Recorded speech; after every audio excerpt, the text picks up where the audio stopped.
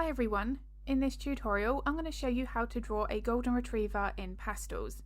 Now the first thing I want to mention about this portrait is I am using a different paper. So this project was created so I could get an impression of how the PaintON paper works with PanPastels as a base layer. Now I have a tutorial here on YouTube where I'm drawing a kitten and I'm using the same paper and trialing out what the pastel pencils look like on that paper and comparing that to Pastelmat. Now since I uploaded that video I've had lots of questions asking how PanPastels work with this paper, and this is why I wanted to work with a specific project where I could focus more on whether or not I could get the same colour saturation and so on when working with my PanPastels on this paper. So if you would like to follow along to the real-time tutorial of this where I share all of my feedback from start to finish, how this works with the PanPastels, how the pencils then go on top of that and so on, then this is available on my Patreon channel all as a real-time tutorial. So if that video is of interest, I'll link my Patreon in the description below, and I'll also pop a link there to the YouTube video of the kitten tutorial where I'm using the pastel pencils for that project. Now onto the drawing process here. So the first thing, as you saw, I used my eye makeup applicators to apply the PanPastel to the paper in exactly the same way as I would with Pastelmat.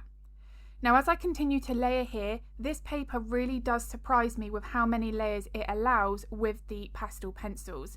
But like with any paper, we do have to be very aware of how much pastel is applied with PanPastels if you're using those for the base layer foundation. Now you don't want to fill the tooth of the paper, and this PaintON paper is much smoother than Pastelmat. Pastelmat does have a little bit more of that grittier textured surface. It's a beautiful paper to work on, but it's not like sandpaper. It's a very unique surface, whereas this one here, the paper that I'm using, the PaintON paper, this is much smoother. So it's going to potentially therefore be far easier to fill the tooth of the paper early on. Now you can see in the corner here that I've got a palette camera, and that's so I can show my Patreon members exactly what colours I'm using, how much of each colour I'm using, and how I'm mixing my colours. Now all of my tutorials come with this palette camera so that I can really reinforce how important it is to not apply too much PanPastel at that base layer stage.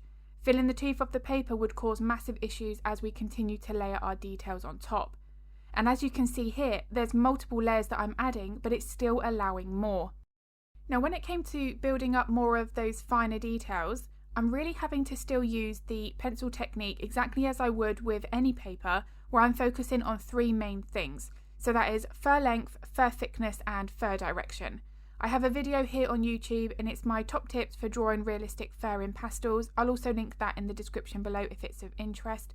But those three things are going to massively affect how realistic that portrait looks. Now in terms of the PanPastel base layer here, this is also an important stage. Although I'm going to be covering this up completely with the pastel pencils, look at how I'm mapping in my main lights and darks. This is already telling me the basic shape of that animal's face. Now the fur direction is not random, it follows the underlying bone and muscular structure. But just as important as that is the position of the highlights and shadows. So as I come in here, look at how I'm being very careful as to where I'm putting those highlights, and then later on I'll come back in and reinforce my shadows and my darker tones. Now these things in combination are what's going to make the portrait look more three-dimensional.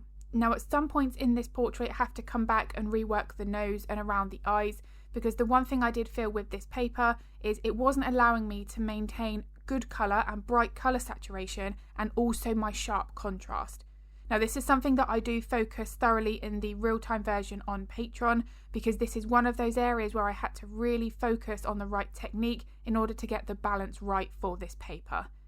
Now as you can see, as I've already mentioned, there's a lot of detail that this paper has allowed, and it's quite surprising considering how much cheaper it is, and it's not actually advertised as a pastel paper as such. It's actually classed as a mixed media paper. But this here is allowing for lots of layers, and I do think I'm going to add maybe another couple of projects on this paper to my Patreon library so I can really see just what this paper can do. Now the one thing that continued to surprise me as well is as I started working with the lighter layers, the Caran d'Ache pencils showed up beautifully on top of all of those layers that I'd applied so far. Now the Caran d'Ache leads are much softer, so they're more opaque, so that does make sense, but on this paper here it really did make a difference to those final highlights.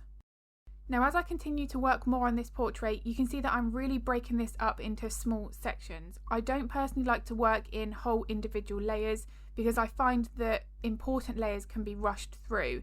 Now I put a lot of emphasis on that base layer stage, either with my pastel pencils or with PanPastels, and in order for me to do that properly, each section needs to be given the right amount of time. So if I block in a base layer for the entire subject, I do find that once we're halfway through that layer, that we can start to rush that and apply more pigment as well. Now obviously that you would run into issues with filling the tooth of the paper and so on. So my personal preference is to break it up into small sections. Now the fur here on the muzzle, this area is very important in terms of the fur length. So the fur length on the Golden Retriever breed, Labrador, Springer Spaniel, the fur here is much shorter than anywhere else on the face. So I have to be making sure that I reduce the length of my pencil strokes considerably. Now if you're working on a portrait of a cockapoo for instance, then they've got much longer fur right around their nose. That's not so much of a consideration. But the length of the pencil strokes with any breed, any fur texture is so important. If I make my pencil strokes here too long, then it's going to look fluffy and that wouldn't look right for this dog. So it's something that I'm always paying very close attention to. Now the one thing I want to mention here is look at how smooth and blended my base layer is before I've even started to consider any kind of detail. This here is something that again I put a lot of emphasis on. The base layer stage is the foundation for our details, so if we just block that in with either a solid colour or we rush through where the highlights and shadows are, this is something that I find actually shows through as the portrait develops. So by building up a good base foundation and then jumping into the details after is a really good way of enhancing the depth within the fur. Now at this point in the portrait, just after I finish the chin, you'll see that I'm going to come back and work on the nose and the area around the eyes. This is one section on the tutorial on Patreon where I do emphasise exactly one of the main limitations of this paper. Now it was a little tricky to get a balance between bright colours and also good contrast. So if I was trying to darken a colour, I would lose the colour saturation. This is something that I don't experience on Pastelmat paper, but again, if that is something that you would like to see that full review on, then the real-time tutorial is linked in the description below. Now the one other aspect that I speak about in this one section of the Patreon tutorial is the importance of going back and working on an area that's not quite right.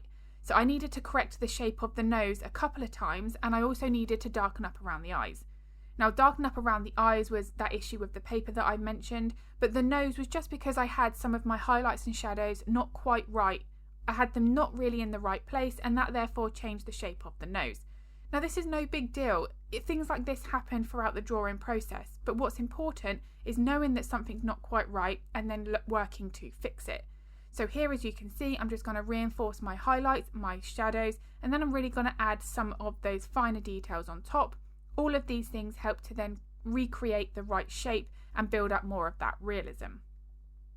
Now this is something that often you won't necessarily notice at the time.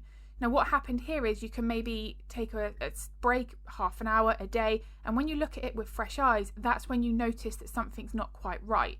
So always having breaks throughout the drawing process is just as important as the time spent on them. So that is something to bear in mind. If you start to feel that you get a little bit tired or something in your gut is saying that there's something that's off about a portrait, either take a break for half an hour or a day or two and then come back to it, or something else that works really well is you can turn your artwork upside down, turn your reference photo upside down, and then your brain is being forced to see it for the abstract shapes rather than our brain thinking that is fur, I should know what that looks like, and we start to draw it in a way that we think it should look rather than follow that reference photo more accurately. So those two things are something that you can do throughout that drawing process. Okay, so I have now finished with the PanPastels. I've blocked in all of the body. Now I mentioned just a moment ago that I work in small sections, but because the fur on the body was significantly longer, each section of fur overlapped the next. So this is one of those exceptions to the rule where I have blocked in all of my base layer in my PanPastel stage for all of the chest section. But when I come back in with my pastel pencils, I'm now going back to working with my smaller sections. I won't just then continue using this whole one area, blocking one layer at a time, because again, I just feel that I cut corners, and that is absolutely something that I really don't want to do. So as I start working on my smaller areas here, look at how I'm building up those values gradually, but again, I'm always focusing on that pencil technique. The fur direction becomes more exaggerated here because the fur is longer. So in order for me to replicate this different texture, the beautiful curlier, wavier sections of the Golden Retriever fur, I need to be making sure that I'm adjusting my pencil strokes to follow the fur direction, the length of those pencil strokes, and also the thickness of the pencil strokes. Now, the thickness of the pencil strokes is decided by a couple of factors. So how sharp or how blunt the tip of the pencil is, how much pressure we apply, how we hold the pencil, and also how we move the pencil. All of these factors, again with the fur direction and so on, it's something that I cover thoroughly in my real-time tutorials. Because these tutorials, I record a voiceover while I'm drawing, so everything for me is explained in that moment. Now, there are some decisions where you think, do you know what, I need to change that, so I can explain it at the time. It's why I love adding my voiceovers while I'm drawing, because I can really make sure that everything is step by step. Now, as I come back in here and work on more of the area, look at how it starts to piece the whole thing together. So each section of fur, it does ever so slightly overlap the area next to it. So even though I'm working on this section here, gradually building up the depth, I'll have to come back in and add those final highlights to the other sections to the left and the right, because some of those bits of fur are going to overlap the centre portion here. So although I get it up to about 80% complete, I will always come back in and add those final details just as I'm doing there to really give that an extra level of depth. Those few minutes spent at the end make a real difference. Now, one question that I'm asked frequently is, how do we know how to pick the colours in the reference photo? How do we mix those layers and so on? Now, this is something that I do cover thoroughly in my Patreon tutorials because, of course, that process is going to vary from each different situation, but I do use a very simple colour wheel system. It's not complex, it's no real colour theory as such, but the simple colour wheel, it does enable us to isolate whether or not that colour is warm or cool, and that can really help us to choose the pencils in front of us. So if that is also something you would like to see explained in a real-time tutorial, then all of that is covered on my Patreon lessons. But when you work on this paint on paper, I am having to give more consideration to the colour that I'm using at each layer. Whereas when I work on Pastelmat paper, because you've got loads of tooth of that paper where you can add many layers on top, even more so than everything I've used on this paper, it means that you can adjust your colours on Pastelmat far easier. But when you work on this paper, it is definitely one of the things that I would be more aware of throughout that drawing process. But as I've said, all of this is covered in that real-time tutorial. Now, when working on this paper, as you can see here, I've been able to create a very detailed, highly photorealistic portrait, but the right techniques and the right layering process has to be used. This paper is not as forgiving as Pastelmat, which is why Pastelmat is still going to be my favourite. And regarding this paper, if the wrong techniques are used, it would be a very frustrating paper to work with. So although the potential is there, the right techniques are so important. Because Pastelmat has that much more tooth and it's more forgiving with the techniques, you can fix mistakes far easier and so on. But I do get a lot of questions asking whether or not there's a paper that I recommend that's not as expensive as Pastelmat, and this is significantly cheaper. There is a big price difference, but that enables us to use some of the basic techniques to get a feel for pastels. But I can't stress enough, I keep saying it, if you're having issues with how the pastel is working, it could be the paper that you're using. It doesn't have to be this paper, but it could be the paper. Pastels very much rely on using the right surface in order to get the correct techniques. Now, because Pastelmat paper allows for an endless number of layers, you can get beautiful colour saturation, it allows for all of the best pencil techniques. Pastelmat paper is still going to be my preference, and I will continue to use it for majority of my projects. But if you would like to see more tutorials on this paper, then do let me know in the comments below, because I'm more than happy to make more projects seeing exactly just what this paper can do. And as I say, this Golden Retriever portrait, it's very detailed, it's highly realistic. So it's very impressive really that this paper has enabled that. But I can't stress enough again that it's because the right techniques do have to be used on this paper. So if you are having any issues with a project that you're working on, you're not quite sure why, feel free to pop them in the comments below, because I'm more than happy to help if I can. So I really do hope that this video has been useful. If it was, I would really appreciate it if you could give it a like and a thumbs up, because it makes a huge difference to my channel. I also upload a couple of videos to YouTube every week, so if you'd like to get notified of that content, then don't forget to hit the subscribe and the bell button. I'm going to be uploading another video at the end of the week, but as always, thank you so much for watching.